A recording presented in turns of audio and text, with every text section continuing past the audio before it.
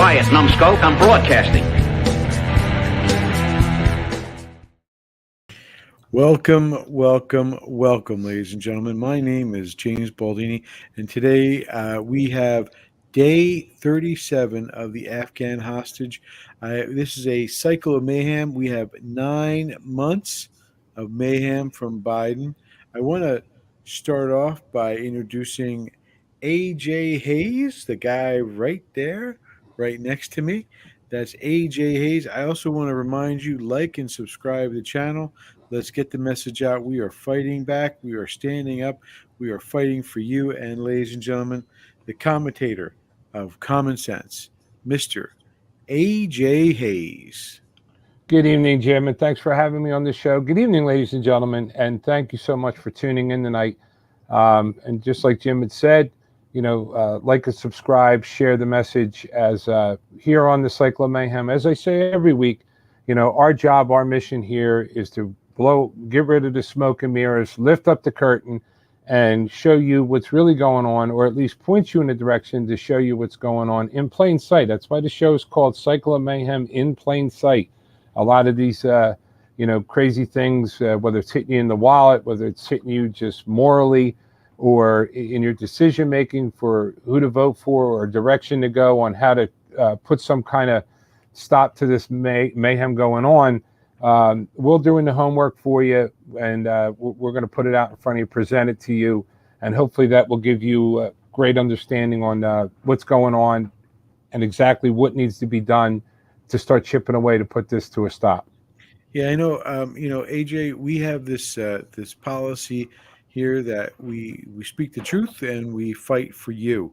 So I think that that's another reason for you to spread the word about us and get the message out, because this is the real deal here, the Cycle of Mayhem in plain sight. So, Mr. AJ Hayes, what do you have on the plate tonight for us to chow down on? Okay. We have a lot of material, folks, here for Cycle of Mayhem. I mean, it's pages and pages. Just to give you a little behind-the-scenes peek, this is just not when we're live broadcasting like tonight. Prior to it, we're constantly documenting things, writing notes, and then we prepare the material for the show. And there's a lot of it. There's still a lot to come. But all of a sudden, it was like we needed to kind of just get right into the nitty-gritty of this here. And that's why tonight's title of the show is Biden 9 Months of Mayhem. The real reality and realization has just blown apart. I mean, it's just, and what we're going to do tonight is put you on a little timeline, take you down a stroll of memory lane here. So regardless whether you were a Biden supporter, a Trump supporter, an independent, Republican, Democrat, your own party affiliation, this is the person in charge of our country right now. And there's a lot of people who weren't happy 9 months ago, and there was a lot of people who were ecstatic 9 months ago and throwing parties and singing "Ding Dong, the Witch is Dead." They were happy that Donald Trump had lost the election, and they were just all excited about that. So let's take a look at this now. 9 months later, I would think 9 months is a pretty good amount of time to get your beak wet, and at least Yes, it is. And AJ, we should make sure we give him a grade too when we're done. Well, maybe we leave that up to the viewers, but yeah, we could. You're the teacher, Jim, so we could do that for sure. And maybe if President Biden wants to make an appeal, he can appeal to our viewers to reevaluate your grade. I agree. That's the way to do it. So let's start go back where all this began. And there was this thing called the Democrat debate for the President of the United States of America, the Democratic primary. And, we're not going to touch on every candidate that was on the stage, although I still to this day believe Tulsi Gabbard was the best candidate on the stage that they wouldn't let on the stage, but that's for another show. So, the two people who are in the White House now, we have Joe Biden and Kamala Harris. And, if you remember, and if you didn't, it's very easy to click and go find it. Kamala Harris probably put the biggest beating on Joe Biden in that debate, probably because I think she was a -4 or something and was getting ready to drop out. Yep. And, she threw the blows about, not letting the busing issue and basically spelled out how Joe Biden was a racist. And that was out of his VP's mouth. That's not us saying that. That's, again, in plain sight. And just before we dive into that, though, I was asking Jim in the pre-show, correct me if I'm wrong. What was Joe Biden's background? Was he a Yale grad? Was he, some scholar somewhere? And I'll be Who the first to knows? say, Who knows? Because he keeps on changing it. The story goes from one to the other. They catch him in this lie, they catch him in that lie. It's so many different things. I mean, he's run 3 times for president, at least, and 3 times, and each time he gets caught with something else he screwed up on. And so I would say the answer to your question, Jim, AJ, is who knows? yeah, well, I mean, we're going to go, and let me just say this, folks. I don't believe that you have to be an Ivy League grad or some Princeton law grad. No, I mean, those are brilliant schools. But I think a good leader, you're either good or you're not. And, so we really can't, we really don't have any proof or any kind of hard documents or anything to show. And he's never really, to my knowledge, actually had his feet to the fire. Show us something. Show us a degree or some type of documentation on what your educational background was, or maybe the 3rd grade or something like that. Yeah. Because like you touched on earlier, and just so you know, we're going to give you another quick behind the scenes look. I questioned, does he even know what he's doing? And Jim feels different. Jim, you felt a little different, that you thought he was a little more, had more wits than we think. I think it's because he's got 50 years of being this kind of cluster fart. I'm not going to use the other word. Keep the show clean. But he spent 50 years being what he is now, and honestly, I would also throw in there. The guys.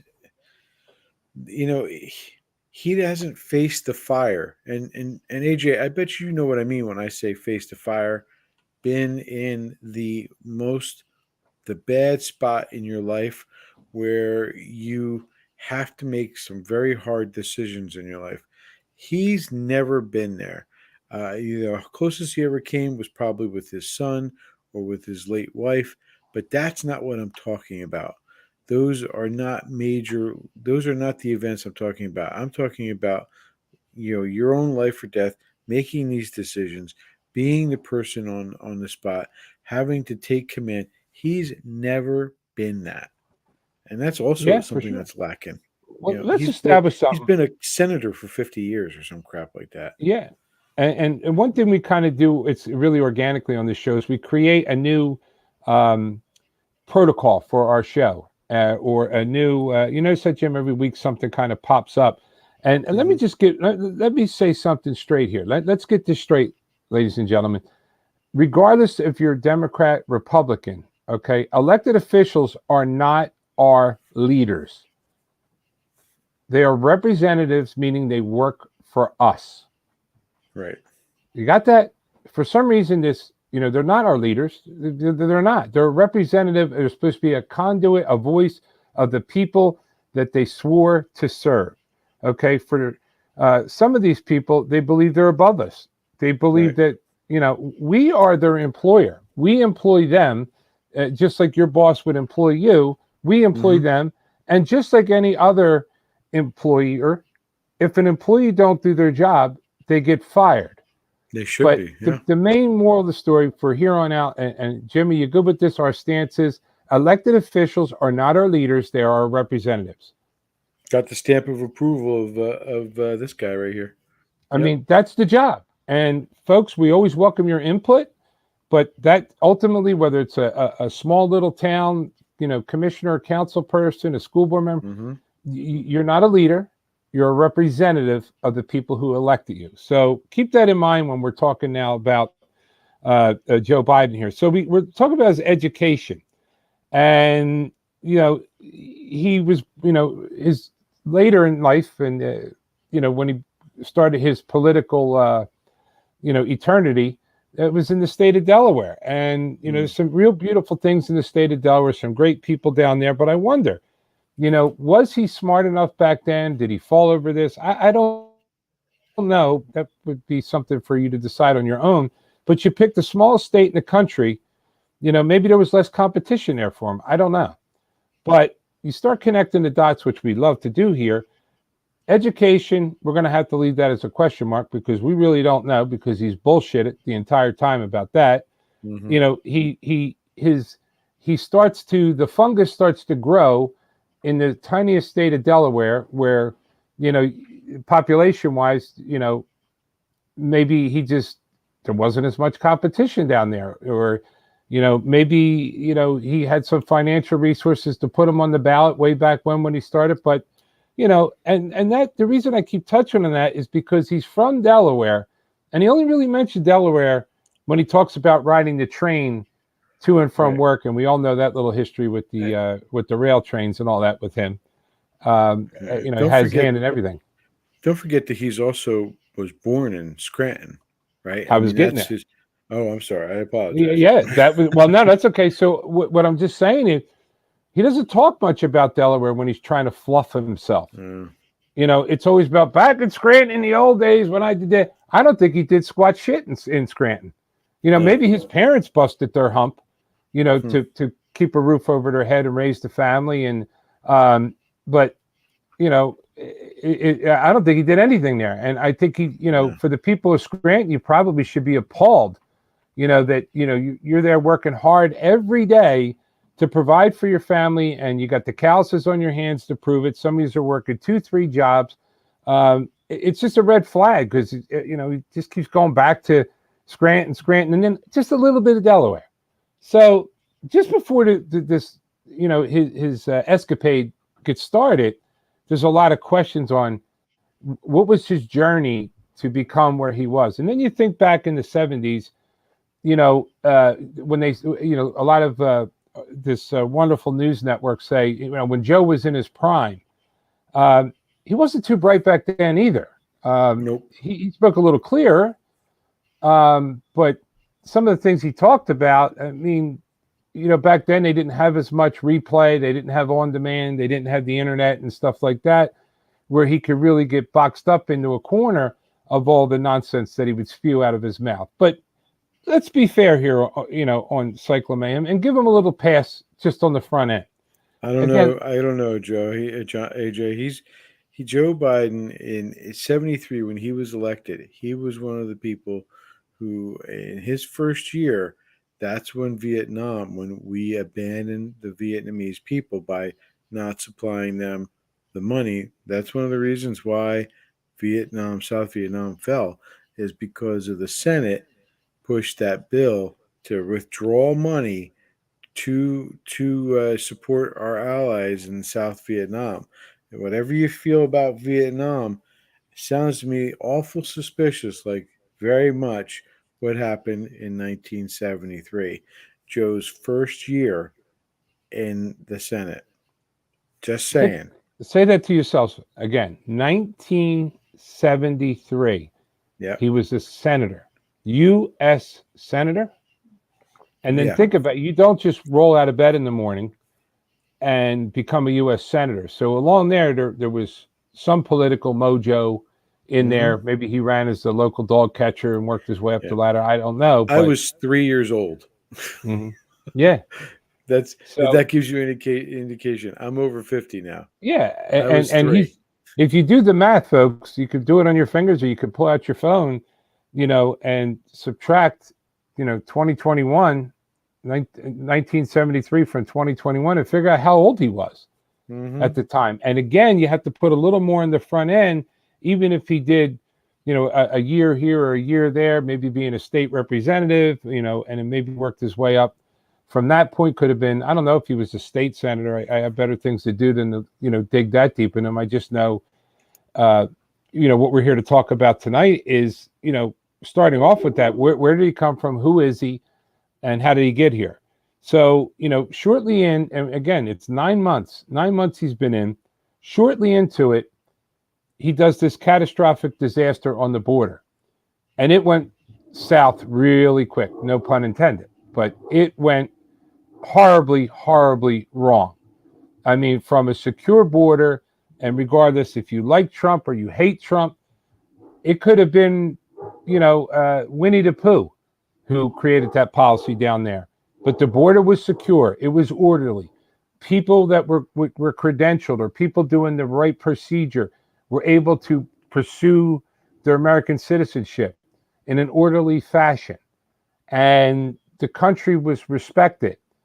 And it was weeks into it. He just took the pen and he was signing things. For all he knew, there was a blank. Well, you know what? I think, Jim, if there was a blank check coming out of his account there, he would have caught that. But all those executive orders he signed. So here we are, and the border's not any better. In fact, it's worse.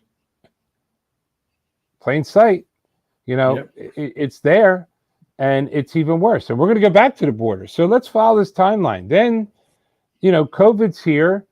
And he botches up, the whole entire COVID relief package. He botched up the vaccines. Remember, his vice president, the one who made it very clear he's a racist.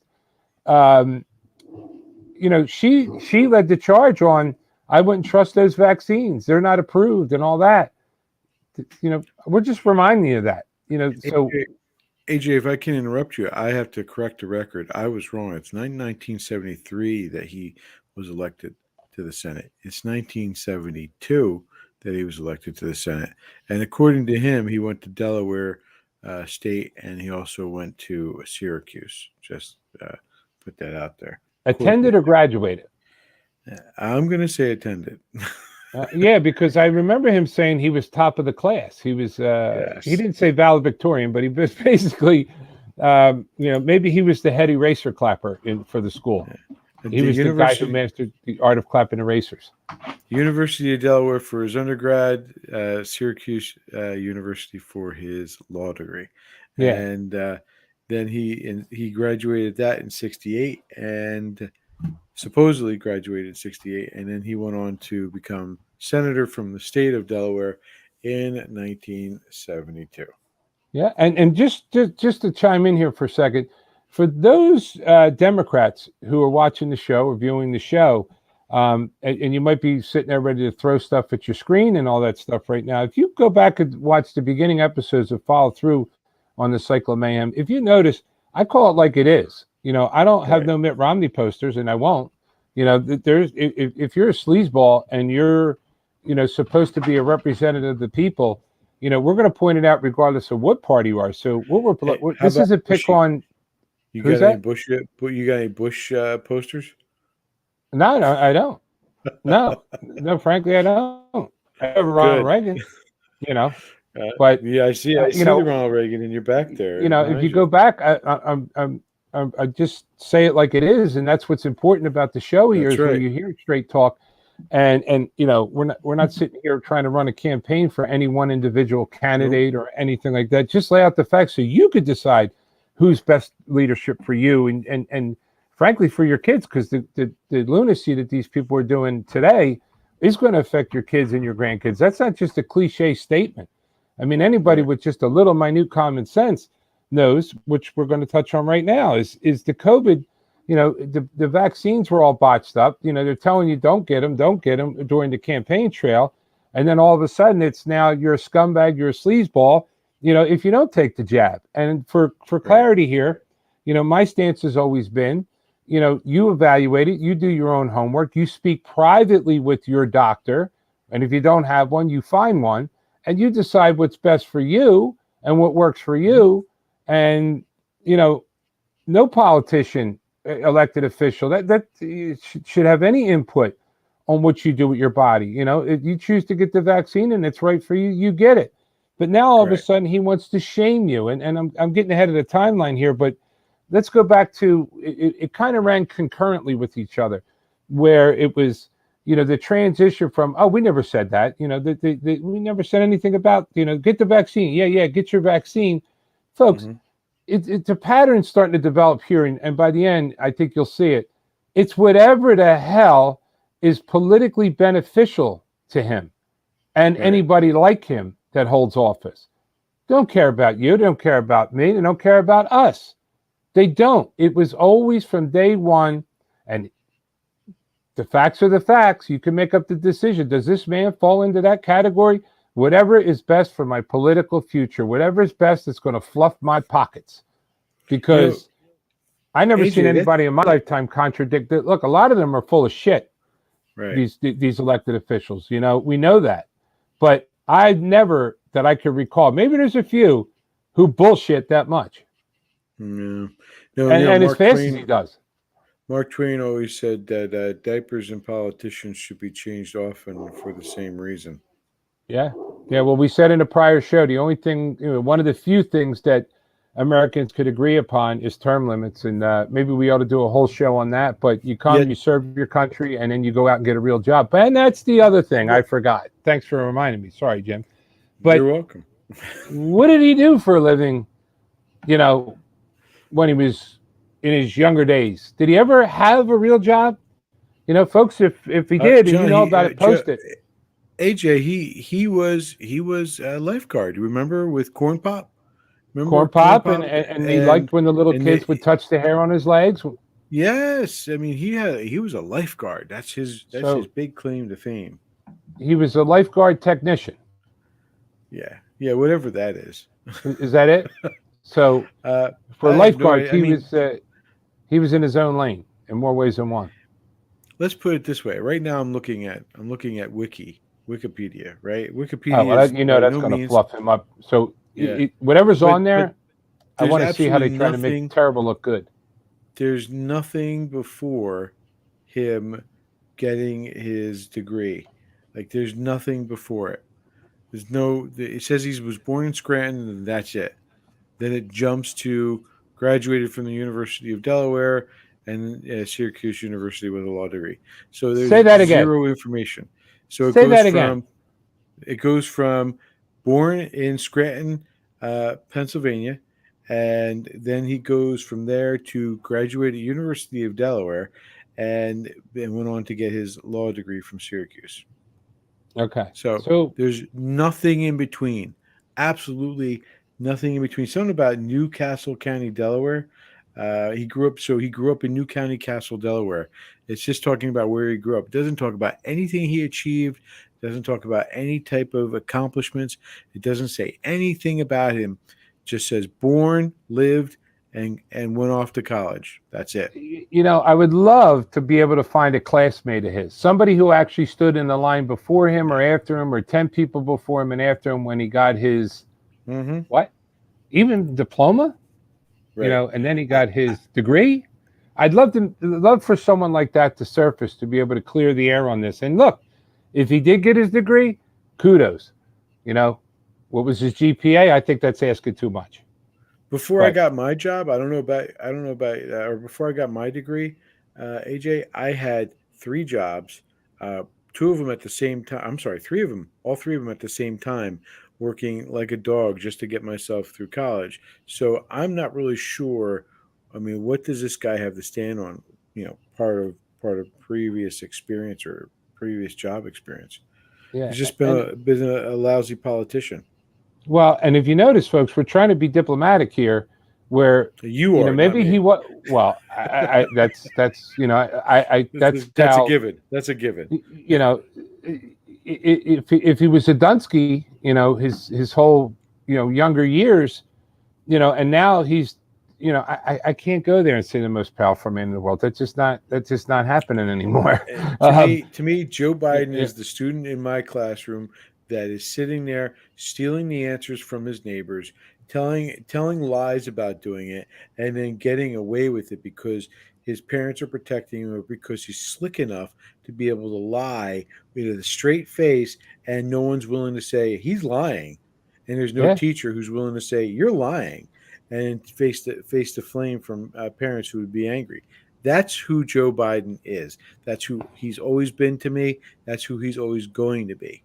So go ahead. I'm sorry. Well, that's okay. And now, we're still on the topic of when he did the COVID relief package, and people needed it. There's no question. There was some people who lost their jobs and the world was spun upside down and they needed the help. However, with the quick swipe of the pen, because he's never really earned any money, like working an actual real job from what we could see, based on Wikipedia and whatever resources we have available, it's our money.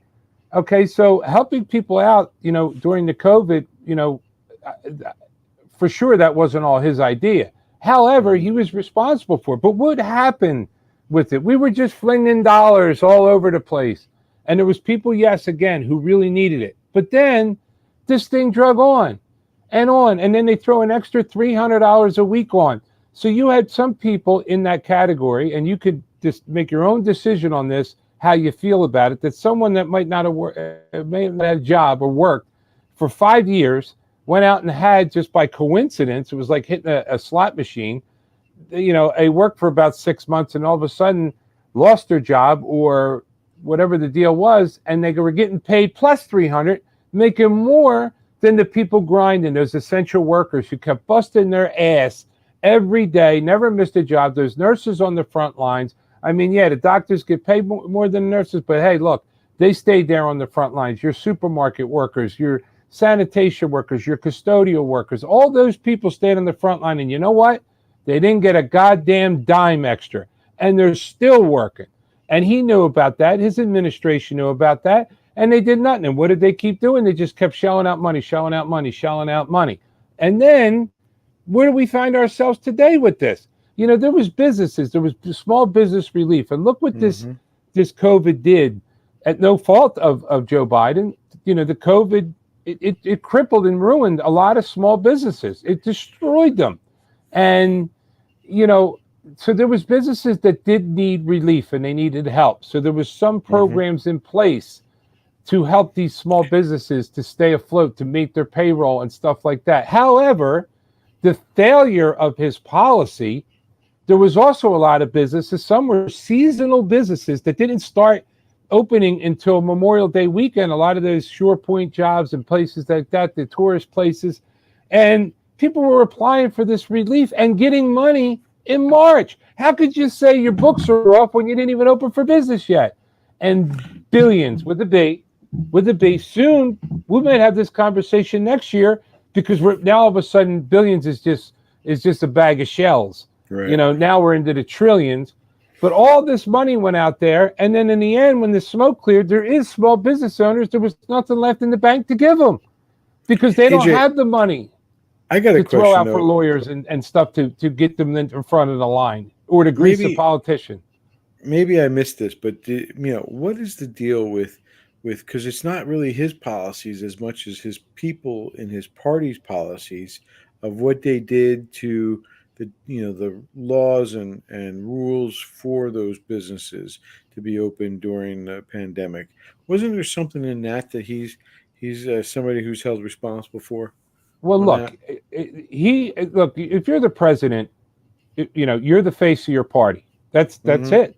There was a lot of Republicans, and the candidate too. It's not they just were presidents. Biden. Yeah, there was a lot of Republican Biden clones that were mortified, when President Trump became president, because businesses, they knew that they weren't going to, just be able to mosey on down the road, spend 3-4 hours a week at the office and collect their check and shake hands and kiss babies and do nothing, where they didn't like that. And they couldn't do anything about it because he ultimately became the face of the party.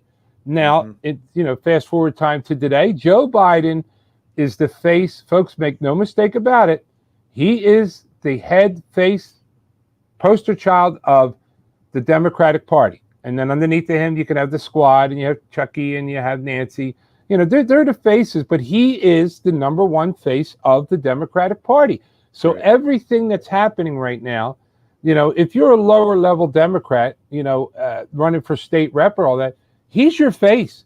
He's the one laying the seed, when you got to knock on doors and stuff like that. And folks, these people knock on your doors, you better ask questions. Because, and don't get me wrong, there's just as many goofy conservatives around there, but like we said in the last show, at least with the conservatives, the people of the conservative party, the voters of the conservative party started cleaning house and getting rid of their swamp and their career politicians who weren't doing right for the people. And they still have a lot more housekeeping to do, but the Democrats have showed absolutely nothing. What they do is just nothing to see here. Wait, nothing to see here. And they just deny, lie, deny. They're in denial. Bringing more of the swamp, bringing more of the people. And more for the top.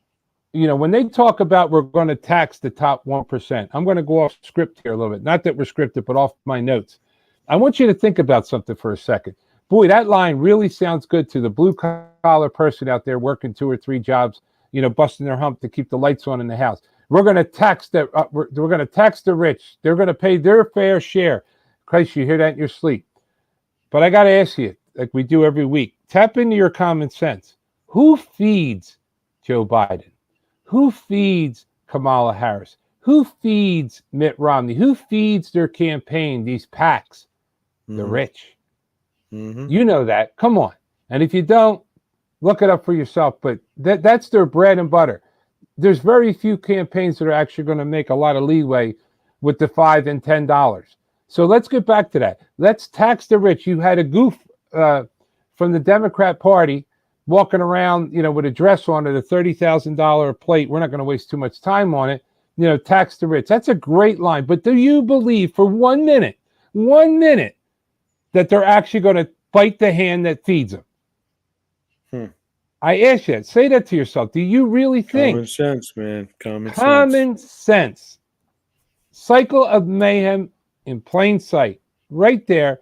Your common sense has to say, no. It's like you going in tomorrow, walking up to your boss and smack him or her in the mouth. You're not going to be working very much longer, probably in the clink. But the point is, what are they doing? That's what's hitting the headlines on the social media, who they have in their pocket, this ridiculous news or propaganda machine channels that they have on TV. So where somewhere along the line they're making it up. And I could tell you, I do know 100% certain that these upper class people, 400,000, you start to get an awful lot of tax credits. When you start getting into the 7 digits, there's so many little tax credits and stuff like that. So it's not as simple as this campaign slogan, tax the rich, make them, pay their fair share, because that's a load of bullshit. They're not doing that because they're never going to, if those people aren't rich, they're not sitting in office. That's how it works. And it shouldn't, but that's how it works. And so what are they doing? And then you go to this COVID tax relief and you look at these big corporate companies. Look at some of these companies that never close their doors, these big box chains, these big ones. The little person can't open their mom and pop shop, but yet the big stores were uninterrupted. And I'm going to tell you something that it's a true story. It really happened. And you tell me if this makes any goddamn sense to you.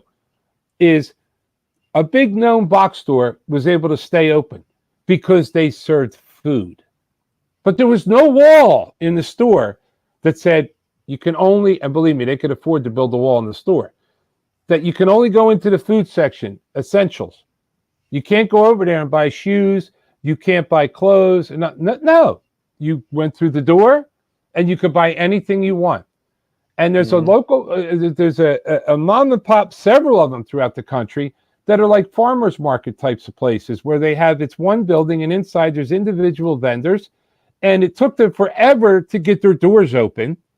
It was forever. And when they finally got their doors open, I had a friend of mine, he was in dire need for a pair of work boots. Yeah, he works. And something some of these people know nothing about, never had a pair of work boots on him a day in their life. And his feet were falling out the side of his work boots. And if those of you who work for a living, and if you're in construction or you're in that type of work, or you're on your feet all day, which most blue collar people are, you got to have a good pair of shoes. So he couldn't go to the box store and buy the $39 pair of work boots. It just wasn't going to last. And he was in search of a good pair of boots. And good pair of boots they start at what, Jim? $100, $150, could be up as high as $300 a pair. So when you're spending that kind of money for a shoe, a pair of boots, buy them online. If you remember, the law was in place. If you bought any apparel, any shoes, you weren't allowed to return it because it could be contaminated with COVID. And the moral of the whole story was he was in one of these places and he went to the shoe store that was in there and it was closed.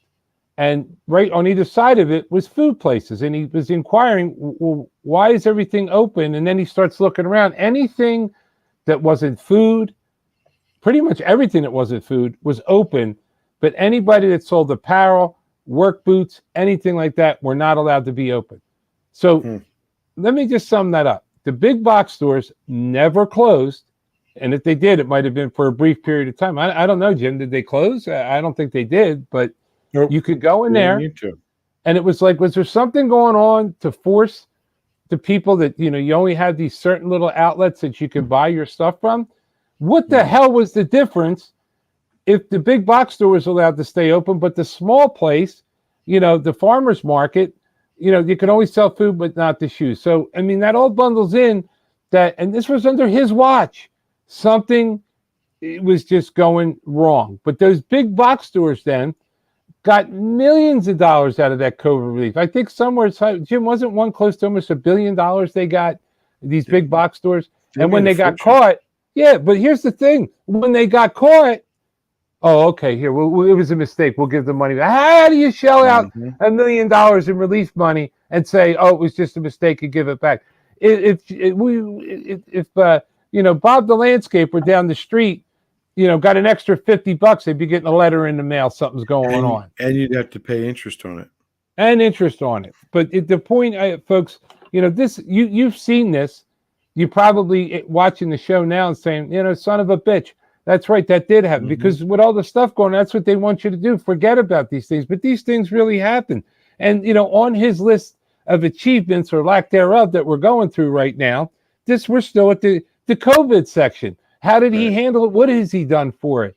And they were just spewing that money. And there was a lot of pressure because they tapped the veins of the real struggling Americans, the small business people, the people who lost their job. There was an urgency, a sense of time where we needed to get some money in the pipeline to help those people, but they weren't going to do it unless there was so much fat in there and so many zeros on that money could be flinging and flying all over the place where people who weren't entitled to it or their good old boys club, were able to get that money. And yes, that did happen because there was people applying for unemployment and they couldn't get through. The websites in the different states were bogging down. And they're saying, oh, the infrastructure is bad. These were people who had zero in the bank.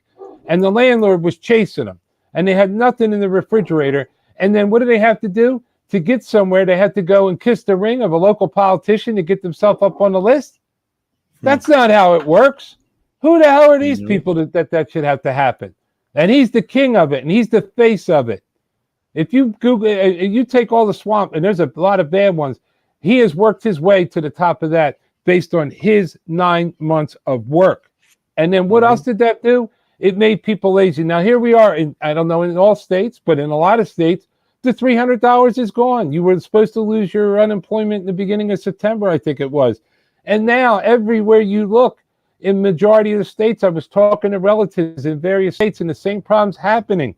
Help one and help one. Now the businesses can't give people work. What are the people doing? Did this create zombies? Did this create something that, you can't, people can't get up? They're out of shape and they're lazy now and don't want to work. Like, what's going on here?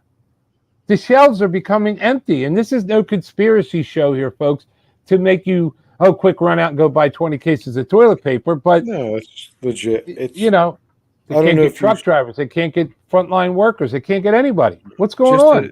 Just to make your, put liberal proof to what your statement is.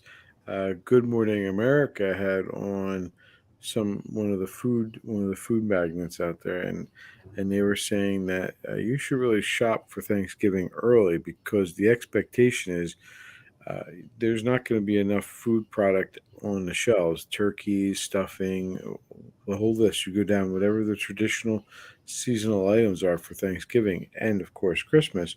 expect there to be a delay. So shop early was the guy's point. And this is a guy, one of the leaders in the industry. Shop early, get it done, because the supermarkets are going to try to keep up with demand, but with the lack of transportation, with the lack of people working in the factory or wherever it may be, getting the food, getting the, chopping up the meat, whatever it may be, the lack of qualified workers there, combined with the lack of truckers, has created a real potential for Thanksgiving to be not a big Thanksgiving. And so buy your stuff early, put it in the fridge, hold on to a freezer for a few months. Just be prepared is really the answer. Well, and like I said, they took all this money and they put it out there. And yes, people needed help, but it failed.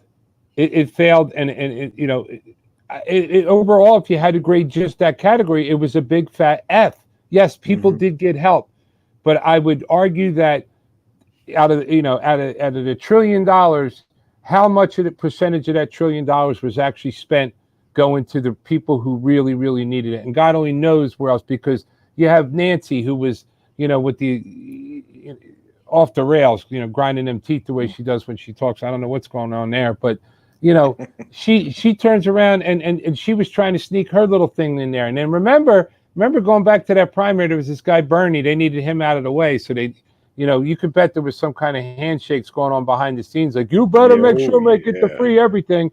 And man, are they carrying out that, because then it comes to inflation's in there too.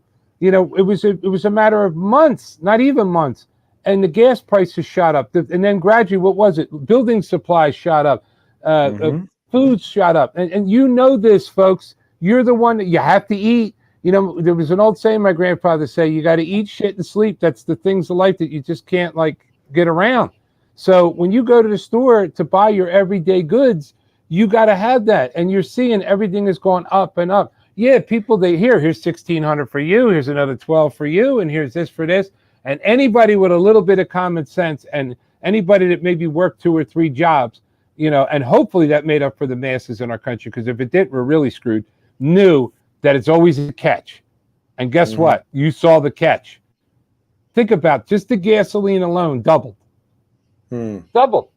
It's like, okay, a loaf of bread was $1, now it's $2. Your mortgage was $1,000, now it's $2,000. Exactly. Your mortgage is a fixed rate, but I think I was using it as a point. So that money was spent well before. So let's just follow this. He comes in, we don't know where he's from, we don't know what he does, and he becomes a politician back in 1972. All right, the minute he's in, a couple weeks later, he makes a mockery of the border, and it's worse now than it was after he made it worse a month or two into his and then the COVID relief comes around. That was a big failure and a flop. Where we can't get people to work now. There's still people that just don't know what the hell's going on. All right, then we have the inflation that went up. That was kind of in between all that. It was kind of sneaking in there on you. And then we have the Afghanistan mess that just went on. And we won't spend a whole lot of time on that. But like Jim said, we still have Americans over there. And, the last show we touched on it. Was this a trophy moment? Was he trying to shoot for 9/11 because he has no background or pedigree or anything to have claim to fame for? Maybe, just maybe, he could have had one out of all those years of being a bullshitter. He could have had something where he hoisted the trophy and said, see, I'm the one who got our troops out of Afghanistan. None of these other presidents did it. And when it went south, it cost lives, it cost everything. And that's still a mess. Remember, everything is still. It hasn't been resolved. And we're getting to something. So just pay attention for a second. So we got the Afghanistan is a disaster. So what I'm asking, just like the title of our show tonight, 9 months of Biden mayhem, is there anything, and don't lie, because I want to know, anything that this guy did right and his administration or anybody with that ideology, what have they done right? Because can we sit here? Is the border fixed? Jim, yes or no? Nope, not fixed. All right, so 0. He gets a 0 for that grade. COVID relief. Could we give him a 30% on that? If you want to be generous. We'll give him 30%. I'm saying, to be fair, because we are fair here, that, you know, there was people who did need that, and they did, remember, out of the trillion, maybe 30% of that actually. So he gets He 3 also points gave for a that. lot to his cronies, so it's okay. Well, that's the other 70%, Right. you know, out of it. So that's where I'm going with that. Okay, inflation. Okay. Did he lower inflation? So he gets a 0. He gets a 0. And Afghanistan, it should be a -13 for those A damn minus. soldiers who lost their lives for this political stunt. Mm-hmm. Political stunt going wrong. But we'll just give him a big fat 0 for that too. Generous again. And so 10 being an A, and, you know, 50 or 5 being at the 50% mark, which would be an E. Anything below 5, he comes in at a 3, which is interesting. And we didn't rehearse this, so you know. Comes in at a 3, and his ratings are right in the 30%. Nah, neat, Jim, how that kind of just came to. That's the technical term for the toilet. Oh yeah, I mean, and it's tanking. It's like the roller coaster. Yeah, it's not done Zing! yet. It's not done yet. And unfortunately, though, you know, there's some conservatives out there that are really, you know, salivating over this, which understandably so. But you know what? You know when he's going down like this, we're in that we're in that roller coaster car with him. The country, us, the people, we're crashing, and we're crashing with him because it's sucking us dry.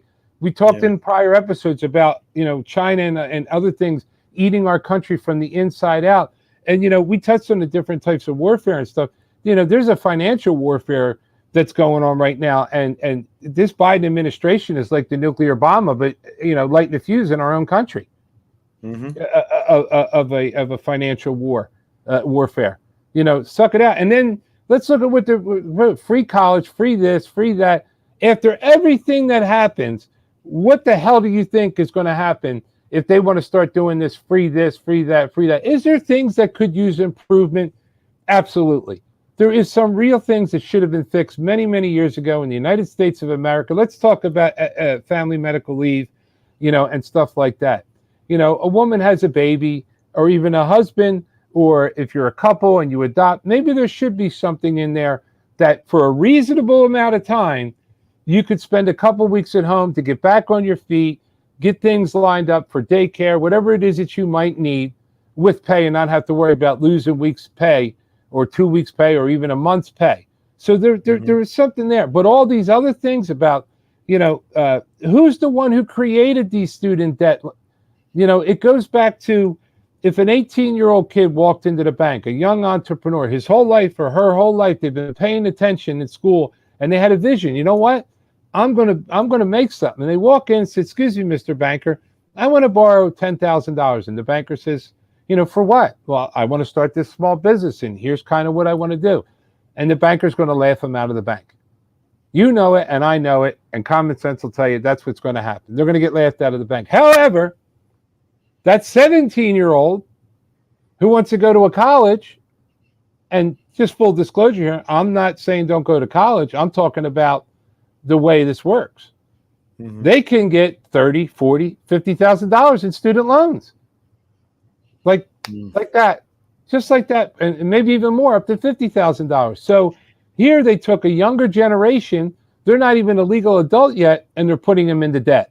Because all those of you who know who your kids have bad credit scores because of unpaid student debt, and you're trying to help them out, or that debt, there's never going to be the means to pay for it. Debt bondage. You know, it was like they were setting kids up. It was the subprime mortgage of '08 all over again. The cycle of mayhem. Come up with a new scheme. They in '08, for those of you who don't remember, they had subprime mortgages that were going out. They were flexible rates, and people had this vision of moving into this big, beautiful home, and it was way outside their means. And they held that home for a couple years, and when the rates went through the roof, their mortgage went from $900 a month to $3,000 a month, and that's created a disaster, ruined their credit, ruined their lives. They lost their homes, they lost everything. So to show you how evil these sumbitches are, they're actually going after kids and putting them into debt before they even get out there in the real world. But again, if that kid wanted to take a loan out for a small business without any parental co-signing or anything like that. And Jim, you're the educator. Am I wrong here? Correct me if I'm wrong. They couldn't get the loan for a small business or something like that at that age. Lots of collateral. Collateral or established credit, but they'll just shell out hundreds and thousands and tens of thousands to get your education. Am I wrong or am I right? Yeah, you're 100% right. I just want to point out we're at 50 minutes. I don't know where you want to aim at next. Well, I mean, it's just, folks, that was the point of this, is to evaluate 9 months in office. And it goes back to another show where I said that, you know, people are saying there's nothing to look forward to. I have this sick feeling about it. This was a month ago, 2-3 months ago. Yeah.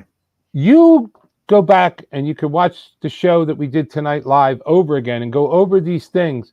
You better make sure you have a bucket next to you. And we're not here to get you sick or make it, but this is a goddamn mess.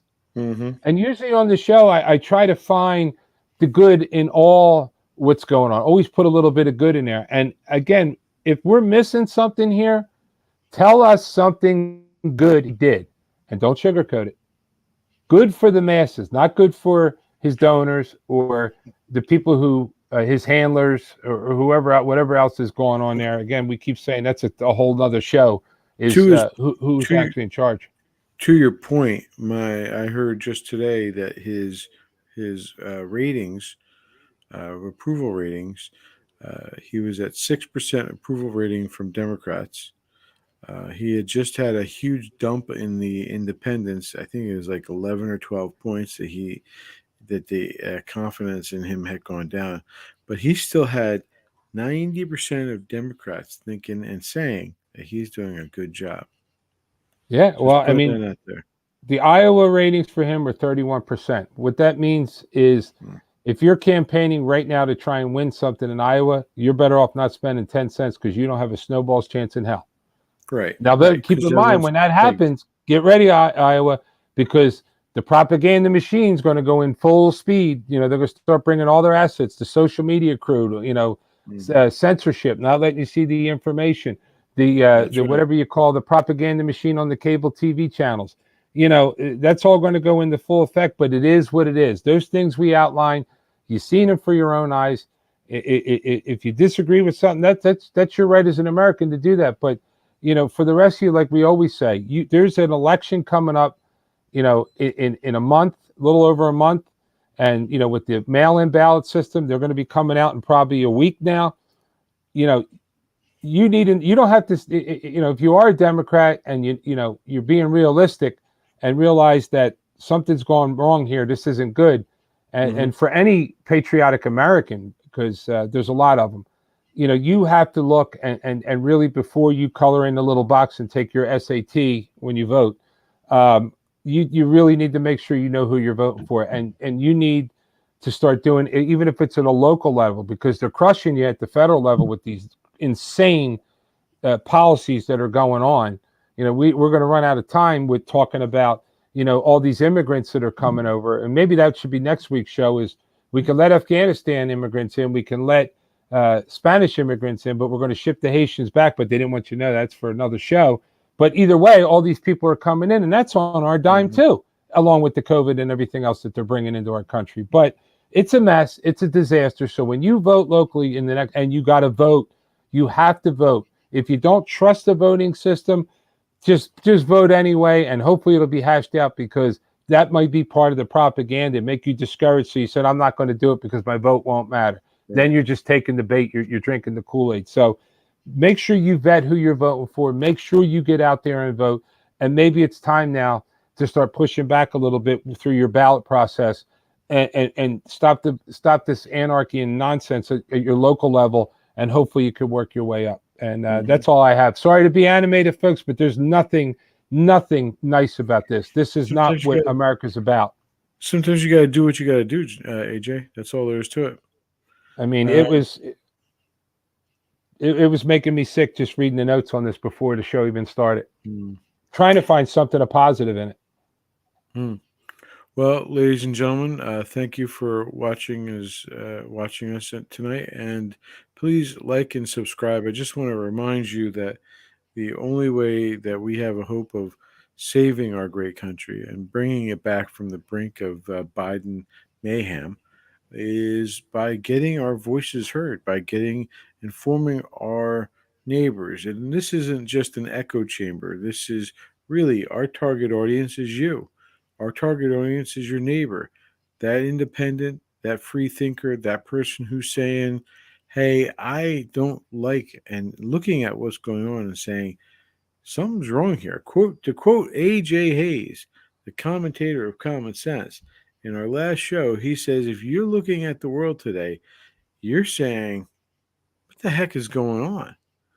You know that there's something not right with the way it is. And so now it's your turn. Now we've done our bit. Now it's your turn. You need to start sharing this. You need to get the message out. You need to tell your friends, your neighbors, your cousin, your Aunt May, your Aunt Elda, your Uncle Teddy, Uncle whoever, Uncle Buck. Let them know the message is clear. We fight back starting here. So on that note, I will say to you, A.J. Hayes, the commentator of Common Sense, take care. God bless all of you. Any And last message?